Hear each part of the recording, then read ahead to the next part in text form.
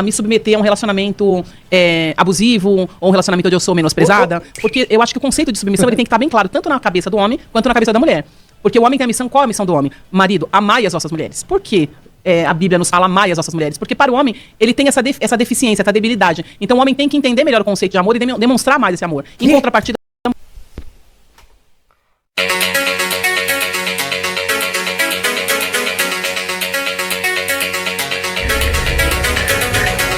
Seja bem-vindo a mais um vídeo aqui no canal.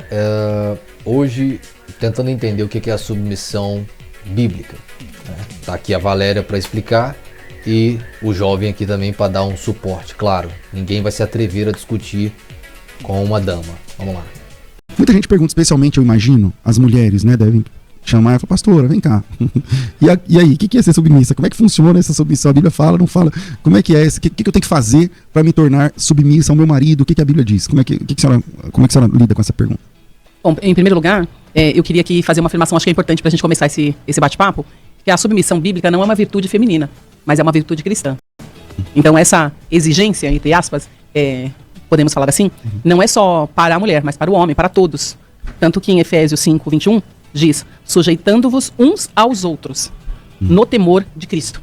Porque às vezes as pessoas pensam que só a mulher tem esse papel de submissão. Naturalmente que é bíblico que a mulher tem que sujeitar ao marido, porque esse é uma apresentação bíblica que reflete a ordem criada por Deus. Então, se Deus determinou dessa maneira, evidentemente que a gente tem que aceitar.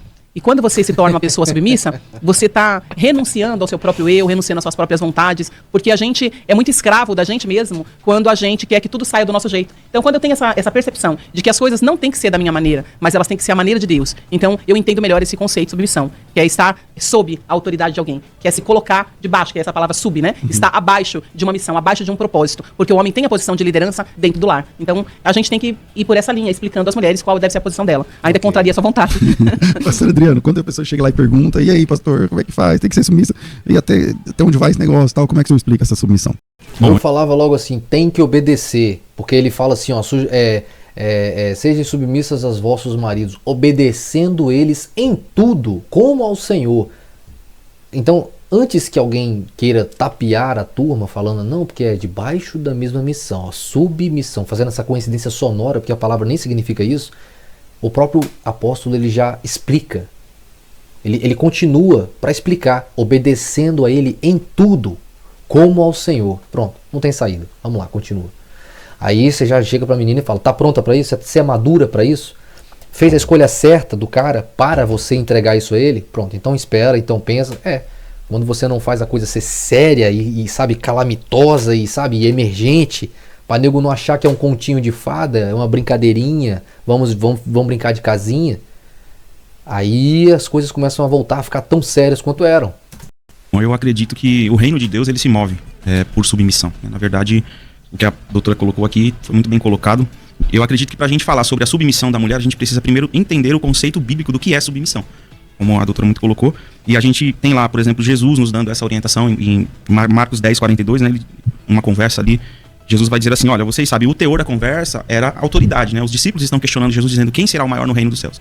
E aí Jesus vai dizer, vocês sabem que são considerados os governadores dos povos, os que dominam os seus maiorais e exercem autoridade sobre eles. Mas entre vocês não é assim, pelo contrário, quem quiser tornar-se grande entre vocês, que se coloque a serviço dos outros. E quem quiser ser o primeiro entre vocês, seja servo de todos. Então aqui a gente vê o próprio Jesus nos dando essas informações de qual que é o tom que rege o reino de Deus. Então a pastora colocou muito bem que antes de eu entrar para um relacionamento no casamento, eu acho que esse é o grande problema, pastor César, de que muita gente entra para dentro de um relacionamento tão sério sem entender primeiramente essa primeira instância do que é se submeter. Porque eu lembro que o meu pastor, na minha juventude, ele dizia assim, olha, se você está interessado em alguma menina, está de olho, observe como ela trata os pais dela e vice-versa. Para o jovem ele dizia, observe, jovem, você, como ela trata a mãe dela, como ela trata os familiares, porque é assim que ela vai tratar você dentro de um casamento. Então, se a gente não compreender o que é esse conceito bíblico da submissão, e como a doutora colocou que está proposta tanto ao homem quanto à mulher, dentro de um relacionamento vai haver divergências. Então a gente vai encontrar muitos casamentos disfuncionais por conta do não entendimento do que é essa submissão, né? Muitos divórcios acontecem hoje, né? Antigamente, não sei quanto tempo cada um tem de fé, mas quem é velho, né, de estrada aí, sabe que antigamente pouquíssimos divórcios aconteciam no meio evangélico. pouquíssimos divórcios, né? Então, na igreja, ficavam décadas, né? Não tinha um divórcio. Aí acontecia um divórcio, era um negócio assim, então. Hoje, não. Os divórcios aumentaram. O Brasil, né? Acho que metade dos divórcios, a metade dos casamentos termina em divórcio em X tempo, tem aí as estatísticas e tal. Mas, de qualquer forma, tá na igreja também. E muitos desses divórcios acontecem por conta da tal da incompatibilidade. A submissão da mulher, doutora, ela ajuda nesse conflito que as pessoas chamam. Demorei para perceber onde ele queria chegar, né? Citou o aumento das taxas de divórcio, vai fazer uma correlação com o empoderamento feminino, comparando como antigamente, quando não era, né, algo tão assim, né, escancarado na sociedade, e vai trazer o fator submissão como talvez um possível corretor para o comportamento, para essa taxa alarmante de divórcio, né? E vai ver o que a doutora vai falar aí. De incompatibilidade, não. Ele chama de incompatibilidade, né? Que na verdade a gente sabe que a maioria esmagadora dos divórcios são iniciados pelas mulheres. As mulheres ficam insatisfeitas com os relacionamentos que elas entraram e pedem ali o divórcio, pedem ali o fim. Eu não sei, hoje em dia com o empoderamento feminino, a mulher não está engolindo mais esse negócio de ser submissa. E como que lida com a tal da incompatibilidade, sendo que a mulher entra nesse relacionamento? Como que a mulher vai vencer o ego dela? Como que ela vai fazer isso? Se para muitas é tão difícil até pedir desculpa pro marido porque ela tá errada. Tipo, ele tá certo e ele fala assim, cara, deixa eu acabar com esse silêncio na casa, com esse bico. Eu vou lá e vou pedir desculpa mesmo estando certo. Então se a mulher tem essas dificuldades que já viraram até piada no meio da sociedade, como que ela vai encarar realmente a submissão bíblica? Essa é a pergunta que ele devia ter feito. Com um ponto negativo, né? Tipo assim, ela entra no relacionamento sabendo que ela tem que se submeter, mas o marido não é tanto. Então, como entender essa questão? Uai, se você acha que o lado dele é melhor, porque é sempre assim, né? Ele é o maioral, ele é o bambambam, troca de lugar. Pega toda a carga, pega toda a responsabilidade e o cara fica em casa na boa. E, o que você quer, amor? Quer uma lasanha hoje? Vou fazer uma lasanha pra gente e tal. Só. Tá entendendo? Não tô falando que é leve. Ambos têm ali o seu peso, tem a sua carga, mas eu te garanto. Não dá pra comparar, tá? Não dá pra comparar. Eu posso até falar com bastante propriedade, né? Porque como advogado eu já tive que fazer muito. Porque tem homens que desenvolvem uma casca, desenvolvem uma postura, uma masculinidade, uma parada que para ele parece assim, que não é nada.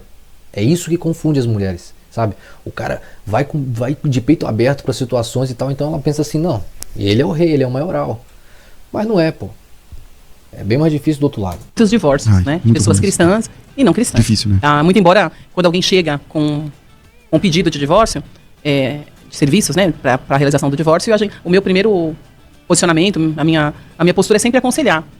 Não, se é isso mesmo, perguntar se é isso mesmo que eles querem, se eles não querem repensar, porque até mesmo por ser cristã a gente tem essa preocupação. E já cheguei até mesmo a aconselhar casais que vieram no meu escritório para se divorciarem e eles saíram de lá reconciliados. Que legal. Então isso é legal. Então eu acho que está bem dentro daquilo que o pastor César falou. O que acontece? Essa questão de incompatibilidade, ela é muito subjetiva, né? Porque hoje qualquer tipo de desentendimento vira incompatibilidade, e como você não tem que dar mais motivo pro divórcio, você simplesmente fala, a gente não quer mais estar junto, acabou. Não tem que explicar se foi traição, se isso, aquilo. São coisas, vamos dizer, mais delicadas, mais graves. Mas hoje em dia, apenas a pessoa alegar a questão da incompatibilidade já é suficiente para ela dizer, não, eu não sou obrigada. Tô infeliz, não estou bem aqui, esse relacionamento tá tóxico para mim. Quem é que geralmente sempre alega isso e fala que é separação? A me submeter a um relacionamento abusivo, ou um relacionamento onde eu sou menosprezada, porque eu acho que o conceito de submissão ele tem que estar bem claro, tanto na cabeça do homem, quanto na cabeça da mulher. Porque o homem tem a missão, qual é a missão do homem? Marido, amai as vossas mulheres. Por quê? A Bíblia nos fala amai as vossas mulheres? Porque para o homem, ele tem essa deficiência, essa debilidade. Então o homem tem que entender melhor o conceito de amor e demonstrar mais esse amor. Em contrapartida...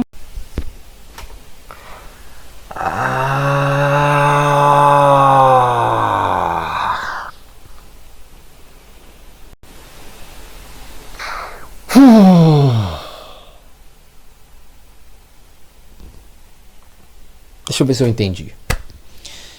Então Deus manda o homem amar, porque o homem é débil nessa área. Ele tem uma debilidade, ele não sabe amar. Então ele recebe esse mandamento como um exercício de desenvolvimento daquilo que ele não tem desenvolvido. É atrofiado o amor dele, né? Já a mulher é natural. Ela é o ser que ama, né?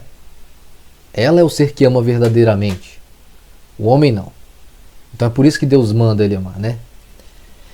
Cara, o mundo da internet é um mundo engraçado, né, velho? Porque você percebe o seguinte: vai uma mulher lá e tal, de terninho e tudo, e fala com um tom de voz e tira teorias e ideias que ela às vezes acabou de formular, cara. Acabou de desenvolver na cabeça dela ali, tá?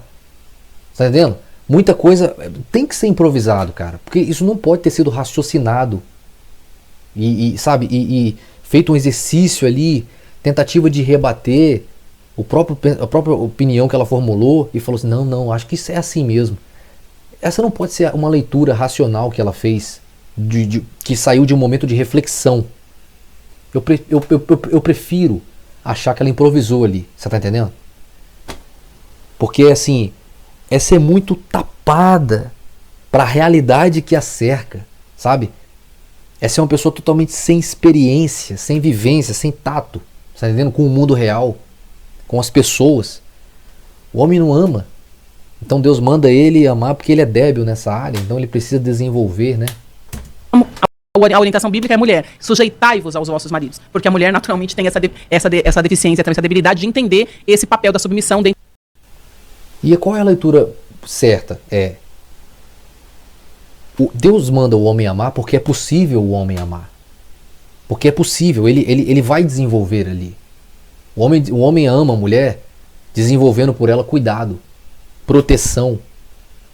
É dali que nasce o amor do cara, do investimento. O homem ama através do investimento dele, através do zelo dele. Então o mandamento do amor, ele não é de desenvolver um sentimento por alguém. É de botar ações naquela pessoa, botar práticas naquela pessoa. E ele manda a mulher obedecer porque é possível a mulher obedecer. É possível seguir ordens. Tá entendendo? A questão vou falar algo assim meio estranho, mas você pode perceber que uma mulher, ela obedece muito bem um Estado. Ela obedece um oficial da lei. Ela obedece o chefe dela, o patrão. Ela só não obedece o ticaracateca do marido dela. É o cara que ela não obedece. É o ser humano que ela não obedece. Entendeu? Que ela escolheu, sorteou. Esse não vou me submeter. Entendeu? Ao Estado, à polícia, ao meu patrão, sim. Mas esse cara não. Então, é possível. É possível ela se submeter. Mas em todas essas outras situações que eu coloquei, ela sempre tem um risco para a desobediência dela, enquanto que com o marido não. O marido ela sempre tem ali uma impunidade. Bom,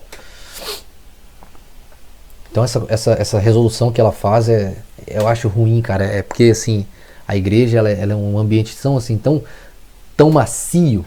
Isso me incomoda muito, cara. Isso sempre me incomodou.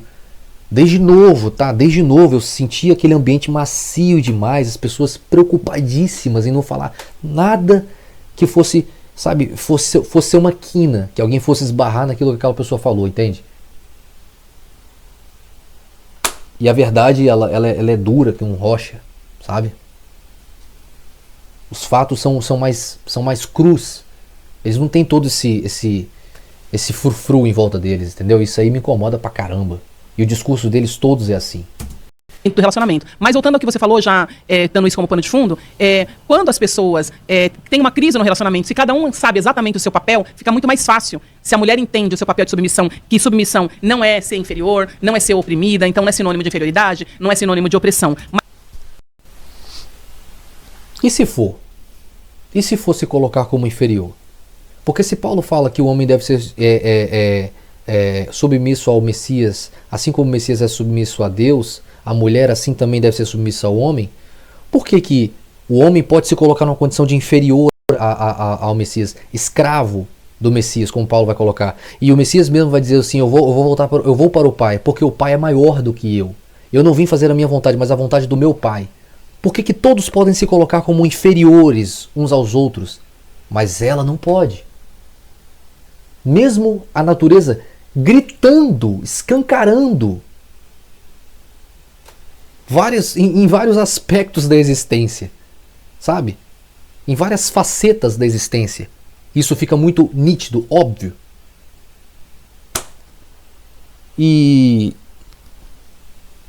Mas não pode falar. E a mulher... Eis aí uma questão muito interessante que eu já anotei. Vê se você concorda comigo. A mulher não gosta da Bíblia. Sabe por quê? Porque a Bíblia diz, a Bíblia fala. Quando você lê o que está na Bíblia, o que você fala dói. E repara como que a mulher tem a necessidade de mudar palavras. Repara como ela tem a necessidade de mudar a palavra submissão, que significa obediência, para debaixo da mesma missão. Para não ter que obedecer o cara, mas descobrir qual é o propósito dele e servir ao propósito dele, ainda que seja discutindo com ele, desrespeitando ele. Não, mas eu estou debaixo do propósito dele e eu não estou quebrando entendeu? A Bíblia. Tá entendendo? Repara como que até em outras áreas aí, a prostituição tem que virar job. Tá entendendo? Eu fui lá e transei com um cara. Não. Ela fala que eu fui lá e fiquei com aquele menino. Eu fiquei com um menino aí. Hoje fala assim. Mas ela na verdade está dizendo que ela foi lá e transou, fez sexo casual com um cara. Então, repara que a mulher ela tem essa necessidade de mudar as palavras. Porque a própria palavra faz ela se sentir mal. Entende? Então você vê esse mesmo comportamento, esse mesmo modus operandi dentro dos ambientes religiosos. Talvez... Por isso que na antiguidade, muitos ambientes religiosos eram circunscritos aos homens. Era ambiente de homem. A relação da humanidade com Deus sempre foi por meio do homem. A aliança que Deus fez foi no homem. Ele não fez nenhuma marca na mulher. Muito pelo contrário, Paulo vai dizer o que era o véu que a mulher usava na cabeça. Era um sinal de poderio dos seus maridos, sinal de pertencimento. A aliança era um sinal no prepúcio, era um sinal de pertencimento do homem a Deus. Mas a cobertura de cabelo da mulher é um sinal de pertencimento dela ao marido.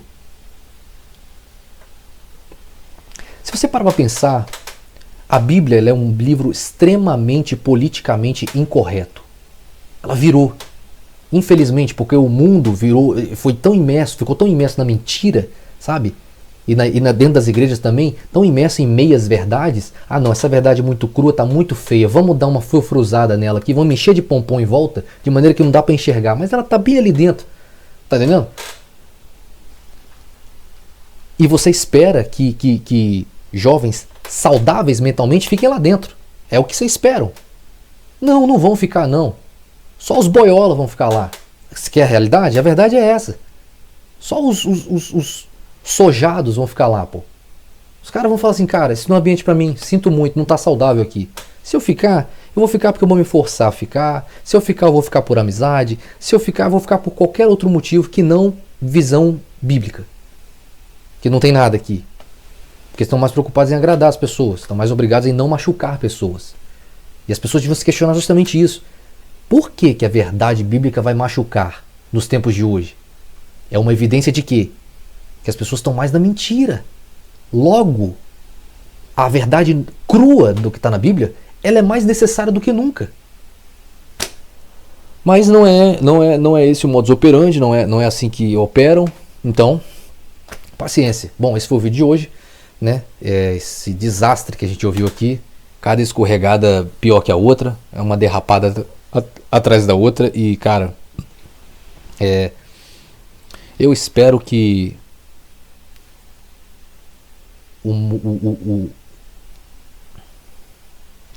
tem algumas pessoas que preveem um futuro mais tradicional, religiosamente falando. Eu espero que venha mesmo, sabe? Porque você percebe que a sociedade está precisando disso, sabe?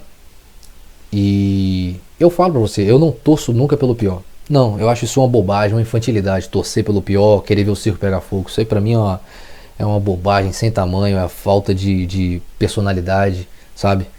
Eu torço para que as coisas melhorem. Então, o problema é o quanto vai piorar até chegar ao ponto de melhorar, né? Esse que é o problema.